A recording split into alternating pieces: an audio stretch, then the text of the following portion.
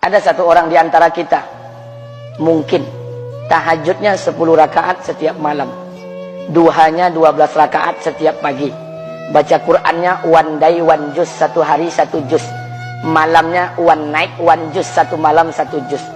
Satu keluarga di antara kita ini puasanya luar biasa Senin Kamis. Satu keluarga berpuasa Senin Kamis. Tak cukup puasa Senin Kamis, dia puasa Nabi Daud. Sehari puasa, sehari tidak, sehari puasa, sehari tidak. Tak cukup dia puasa Nabi Daud, dia puasa-puasa sunnah lainnya. Istrinya nutup aurat dengan sempurna, pakai nikob, pakai cadar, pakai purda, pakai manset, pakai kos kaki. Suaminya 5 waktu ke masjid tak tertinggal takbiratul ula. Anak-anaknya di pondok pesantren hafiz dan hafizah. Tiap pagi berinfak, tak pernah menggunjing orang. Quran terjaga, aurat terjaga, tahajud terjaga, 5 waktu terjaga, duha terjaga, Quran terjaga, puasa terjaga. Sempurna satu keluarga amalnya. Tapi sudah 8 tahun dia tak tengok ayah ibunya. Sudah bertahun-tahun dia tak nyapa kedua orang tuanya. Sudah bertahun-tahun dia tak berhubungan baik dengan ayah ibunya. Sudah berminggu-minggu dia berkelahi dengan ayah ibunya. Sudah berhari-hari dia bermusuhan dengan kedua orang tuanya. Maka anak seperti ini, seluruh amal yang mereka kerjakan tertolak di sisi Allah Subhanahu wa taala, tidak akan diterima Allah. Sebaliknya, kalau ada di antara kita hari ini yang pandai melayani ayah ibunya, tidak ada uang ayah ibu dia kasih uang, tak ada rumah ayah ibu dia buatkan rumah, sakit ayah ibu dia bawa ke rumah sakit, dirawat ayah ibunya dia jaga, kotoran ayah ibunya dia bersihkan pakai tangannya sendiri. Ada di antara kita hari ini yang membersihkan kotoran ayah ibunya lebih dia nikmati daripada makanan yang ia sukai. Begitu luar biasanya dia melayani ayah ibunya. Tapi dia tinggalkan sholat, dia injak-injak perintah Allah, dia tinggalkan perintah Allah dengan mutlak. Maka kebaikan satu orang anak ini kepada ayah ibunya seluruhnya tidak diterima Allah Subhanahu wa taala. Atau jangan-jangan inilah yang menjadi penyebab amal kita tak diterima Allah. Atau jangan-jangan inilah yang menjadi penyebab amal kita tertolak di sisi Allah. Kita sholat juga, kita sujud juga, kita puasa juga, kita ngaji juga, kita dengarkan ceramah juga. Maka oleh karena itu, Pak, Bu, ayah kita tuh tinggal di kampung, ayah ibu tinggal di kampung sana. Terkadang ayah ibu kita tak sekolah, SD, SMP, SMA tak tamat. Dia sekolahkan kita SD, SMP, SMA, S1, S2, S3 dengan harapan hidup kita lebih baik daripada keadaan dia sekarang. Tapi apa yang membuat kita jarang untuk menjenguk mereka? Saya ingin sampaikan buat kita bersama. Ayah ibu kita tak tahu kita ni eselon 1, eselon 2, Pak. Ayah ibu kita tak tahu pangkat PNS kita 3A, 3B, 3C, 3D, 4A, 4B, 4C, 4D. Ayah ibu kita tak tahu kita ni public figure. Ayah ibu kita tak tahu dan tak mau tahu. Yang dia tahu kita ni anaknya. Ayah ibu kita tak tahu kita punya sawit berapa. Ayah ibu kita tak butuh mobil kita. Dia tak butuh rumah kita. Tapi yang dia butuhkan kita. Apa yang membuat kita jarang untuk menjenguk mereka? Tahun 2016 di Masjid Damai Langgeng, saya diundang ceramah di sana. Habis pulang ceramah, saya baca WA SMS. Ada seorang ustadz Pekanbaru kirimkan WA dengan saya. Saya baca 2 kali, air mata saya menetes. Kenapa?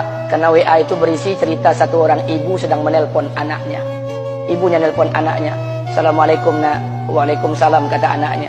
Kata ibunya, nak, sudah 1 bulan kau tak tengok ibu. Apa yang membuat engkau berhalangan, nak? Apakah kau sibuk dengan pekerjaanmu?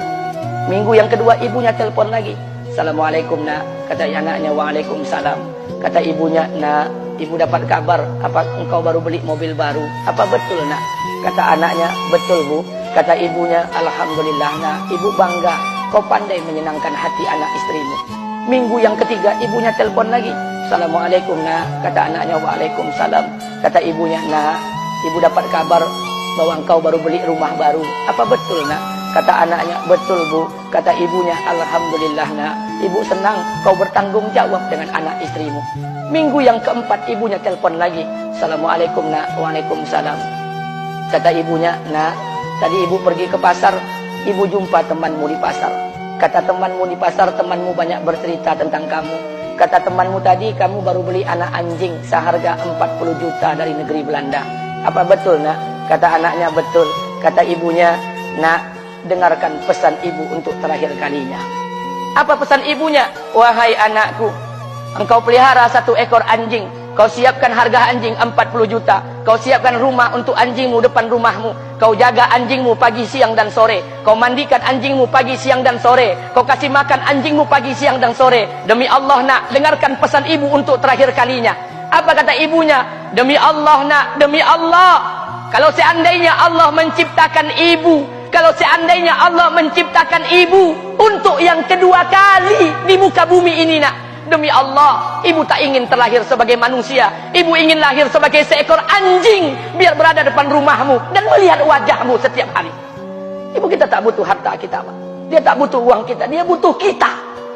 Apa yang membuat kita jarang untuk menjenguk mereka? Pantas hidup kita tidak berkah, pantas rumah tangga kita tidak sakinah, karena hubungan dengan ayah ibu kita rusak selama ini. Masih ada kesempatan, masih yang jauh telepon, yang dekat kunjungi mereka. Demi Allah, kita butuh keberkahan doa mereka. Yang sudah meninggal, ziarahi kuburnya dan doakan mereka. Imam As-Syafi'i berkata, apa kata Imam As-Syafi'i? Manusia zalim, manusia bodoh, kalian tak tahu apabila ayah dan ibu kalian mengangkat tangan di malam hari, dia berdoa kepada Allah untuk anaknya. Doanya cuma sekali, malamnya cuma sekali, hanya sekali saja doanya. Apa kata Imam Syafi'i? Sekali doa ayah dan ibu kalian sudah cukup bagi Allah untuk menjadikan kalian anaknya berkah dunia akhirat. Hari ini berapa banyak doa ayah dan ibu kita, tapi tidak ada keberkahan buat anak mereka. Kenapa? Hati mereka tersakiti. Maka pulang, Pak, cari mak bapak kita. Kita punya rumah hari ini, Bu, kita punya rumah, punya harta, punya uang, punya pekerjaan, punya kekayaan, punya sawit. Kita jadi orang hari ini, jadi pegawai, bukan kena sarjana kita, Pak. Kita jadi orang hari ini bukan kena otak kita. Kita jadi orang hari ini bukan kena kepintaran kita. Kita jadi orang hari ini jangan-jangan kena keberkahan doa ayah dan ibu kita yang tak pandai tulis baca di kampung sana. Cari mak bapak kita, Pak. Demi Allah, kita butuh keberkahan doa mereka. Apa guna di kehidupan dunia sementara Allah tidak ridho dengan kehidupan kita? Pantas amal kita tertolak di sisi Allah. Maka pulang ke rumah, cari mak dan bapak kita yang masih hidup, duduk bersama mereka. Kalau seandainya kita tak bisa membahagiakan mereka, jangan pernah menyusahkan mereka. Kalau seandainya kita tak bisa membuat mereka tertawa, jangan pernah membuat mereka menangis. Demi Allah, kita hanya punya satu ayah kandung, kita hanya punya satu ibu kandung. Tidak akan ada ayah kandung yang kedua, tidak akan ada ibu kandung yang kedua. Harta kita cuma satu, ayah kita cuma satu, ibu kita cuma satu. Tidak akan ada ayah kandung yang kedua, tidak akan ada ibu kandung yang kedua. Pangkat jabatan bisa dicari, harta bisa diraih, kesempatan membahagiakan ayah dan ibu kita hanya sekali di kehidupan dunia ini, Pak. Pulanglah. Ketika mereka memanggil, tinggalkan istri, tinggalkan pekerjaan, tinggalkan semua proyek kita. Demi Allah, datangi mereka. Kata Nabi, sesaat kalian duduk bersama ayah dan ibu kalian akan mendatangkan keberkahan. Kenapa kalian tidak duduk bersama mereka? Jangan-jangan inilah yang menjadi penyebab amal-amal